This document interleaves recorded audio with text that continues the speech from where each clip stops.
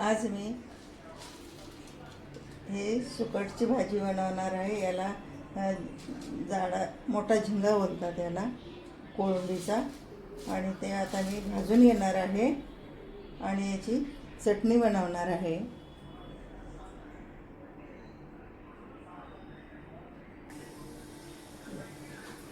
आता मी गॅसवर तवा ठेवला आणि ते भाजायला ठेवलेले आहे.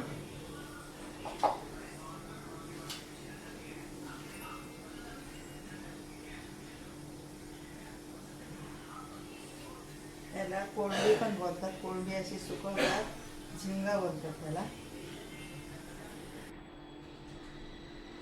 हे मी भाजून घेतलेले. आता याला पाण्यामध्ये टाकते, कारण हे सगळे रेती माती काही असले ना तर याच्यामध्ये खाली चिटकते आणि स्वच्छ पाण्याने त्याला मी धुवून घेणार आहे.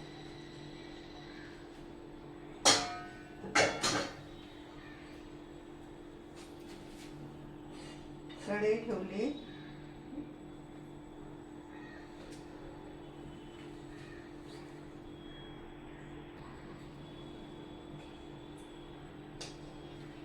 छोट्या पळीने 2 पळ्या तेल टाकते.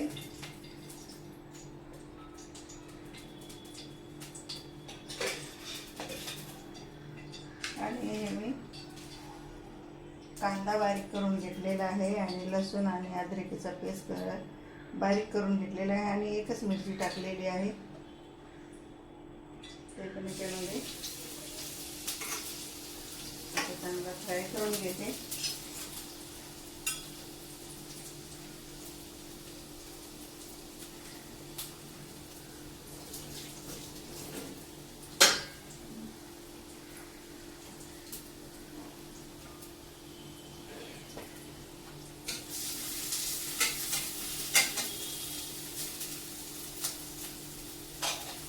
आता तसाच कांदा टाकत आहे.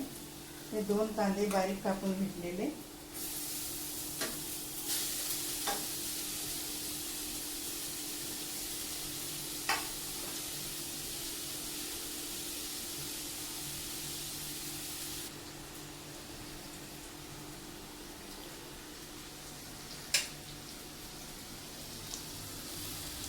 कांदा आणि टमाटर, लसणाची पेस्ट हे भाजून घेणार आहे.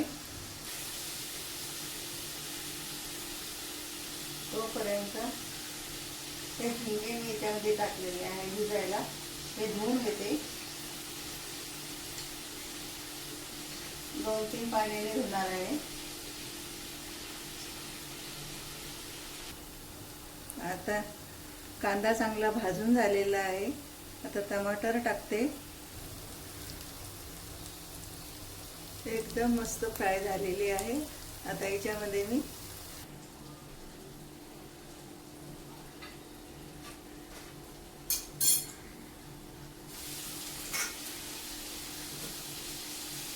थोडासा कढीपत्ता आहे, हा पण टाकत आहे. कढीपत्त्याने टेस्ट चांगली येते.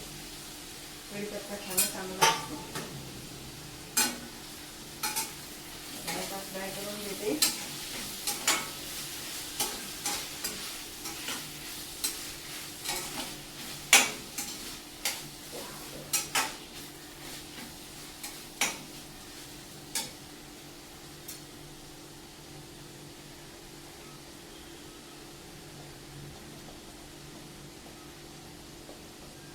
अर्धा चमच मिरची पावडर टाकलेली आहे. थोडीशी हळद टाकते. चवीनुसार मीठ टाकणार आहे.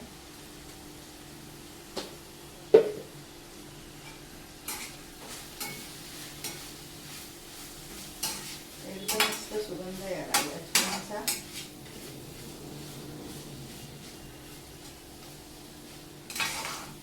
याला करली पण बोलतात.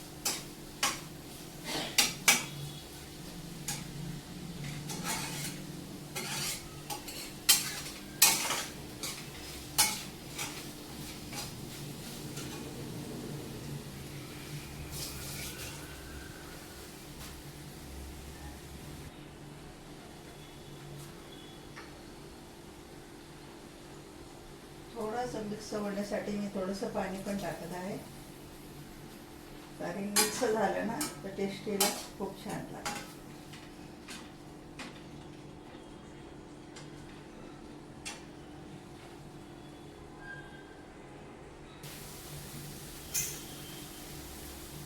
कोथिंबीर चिरून घेतलेली आहे.